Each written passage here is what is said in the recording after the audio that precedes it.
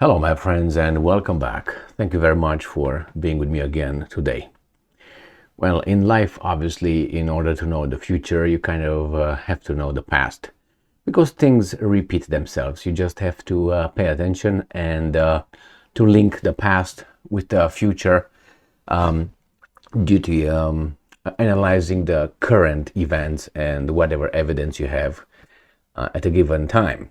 So that happens in Ukraine, which things change so fast that history repeats itself almost at every city or town that gets occupied or deoccupied. So they have a little problem in Avdiivka, and I'm talking about the Ukrainians, where the Russians will probably surround it.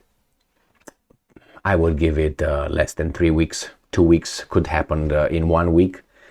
And that's not only coming from the hints provided by the New Voice of Ukraine, but also by the map. The map is very important, obviously, because it makes you have a better understanding of how the front evolves in one direction or another. So I have here an article from the New Voice of Ukraine, which tells me, based on other cities that the Russians conquered, that this Avdiivka is on its last leg. And that is, the Russians are hitting the only route that supplies forces in Avdiivka, the Ukrainian forces in Avdiivka. I will show you the map. The map will clearly exemplify and clear things for us. And I will start first with this little article from the New Voice of Ukraine, which is 2 hours ago. So today is the 23rd of October 2020. 3. The New Voice of Ukraine. Key road to Avdiivka forces relentless bombardment as Russia tries to sever vital link. Local governor says, if you remember, and I hope you do, Bakhmut or Artemovsk, which is, it was conquered by the Wagner group, those mercenaries mostly, obviously with the help of the Russian military and artillery and so on. It happened the same way. They went around and they advanced, and eventually they bombarded the last road that brought resources in the city, and eventually they were pushed out or conquered or, vanquished, is how you call it. Anyway, so let's go to the article again, and then we're going to go to the map. The logistics are very difficult. No, Barabash said. Now, if the Ukrainians are saying that their logistics are very difficult, that tells you that they are almost probably dying over there with no more resources, nothing like that. The 22 kilometers of road to the town are constantly under fire, both day and night.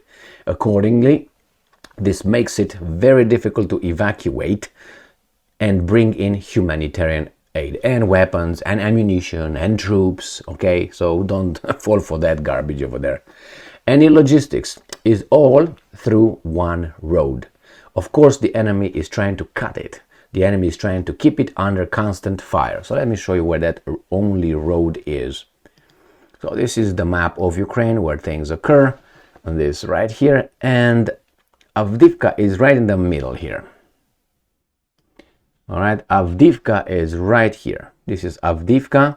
Bakhmut used to be and still is over there, but it's under the Russian control. And then Marinka right here. This is very important. So, you see Avdiivka? That's Avdiivka. This is where the Russians already are, encircling the city, the town. And you can clearly see one major road that brings stuff in. This is it right here. This is the road. So the Russians from here obviously can keep this under constant fire. And once this goes away, or probably here, it depends how soon they do it, before it enters. Once this is cut off, these guys will either run away or die and get prisoners. Surrender. One of the two. If the Russians obviously continue closing in here, they will have to go out. Otherwise, they will have the same situation as they had in Mariupol, where they were caught in the Azov battalion and they could not get out. and then they, about what, 2,600 people became prisoners. So here is Avdiivka, as I said, and we have Artemovsk, which is right here, is Bakhmut. Artemovsk in Russian, Bakhmut in Ukrainian. The same happened here. They advanced the sides, and then all these roads were cut off, and then they took over. Let's go back to the article and see if they tell us anything else. Whenever the occupation forces have the opportunity, weather permitting, they launch Orlan reconnaissance drones and monitor the road. And I'm quoting, any movement is a signal for them to open fire. So that's not good. I think things are even worse than they always report, because that's the way it is. You try to make it sound a little bit better, but we know better, right? Make it better, we know better, the same thing. The officials said that an evacuation of civilians from Avdiivka is to take place today. That means, guys, we can't hold on to the city anymore. For the past 3 days, there has been no evacuation because of locals' reluctance.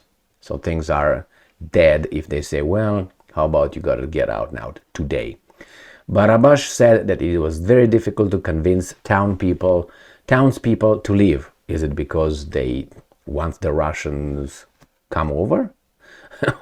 Is that the reason? Or, I understand you don't want to leave your property, but if you are certain that someone from that side is coming over and is gonna rape, destroy, steal, and hurt everyone, and so that's a certainty, then you wouldn't stay there, obviously, unless you're really a masochist and you want to be hurt and that's it. Or maybe the stories are not as these guys are portraying them to be. The Russians come and do all that, and maybe these guys want to be occupied by the Russians and not liberated by the Ukrainians. Could that be too? Yeah, I think it could be. But you can't say these kind of things. Remember, things are not always black and white, are in between sometimes. So the same, I'm pretty sure that in Avdiivka the population is mixed. There are some Ukrainians of Ukrainian descent, and there are some Russians of Russian descent. So some people would, want their sympathize with their Russians coming over, and some obviously not. Let's continue reading here, the last part of this article. And he says that it's, and I'm quoting, it's a very bitter experience even in our territorial community. He said, take the village of Opetnie, which belongs to our community. When it was partially occupied, we were not able to bring humanitarian aid there. And in fact, we were not able to go there, and they know all about it. And such things do not even affect them much. The answers are very simple. We hope that it won't come to that our people will drive the Russians away as far as possible, and it will be quieter here and everything will be fine. From your perspective, yes, but maybe from the other guys, no. So the Russians' offensive on Avdiivka. Now they talk about October 10th and October, anyway. So I predict that Avdiivka will be done in no more than, I give them 3 weeks, so I have a big margin of waiting, but it could be in a week or two. I definitely say 10 days, 15 days. That would be about 15 days, 2 weeks, clearly. But I give myself 3 weeks, so you can't come and say, hey, Emil, you were wrong. I've been wrong many times, but I think I was right much more than I was wrong in my life. In here, I think I had a rating of about 99%, even more, based on what I read after what I reported. Because what I do here is I rarely provide, hey, this is what's going to happen. But this is, I think it's clear. I mean, I don't make predictions all the time, but here is clear that if they are over there, the last contact road is going to be destroyed. They cannot bring anything. They cannot get anybody else. You look and study Bakhmut, which is in a recent memory, and you're going to realize what's next based on Bakhmut. If these guys are evacuating the civilians, everybody out now, what does that tell you? I mean, could it be turned around? It could be turned around. It could be that maybe the Ukrainians will push the Russian back, but I don't think so. If they are already there, I don't hear on any other major Ukrainian military deployments in the area in order to push the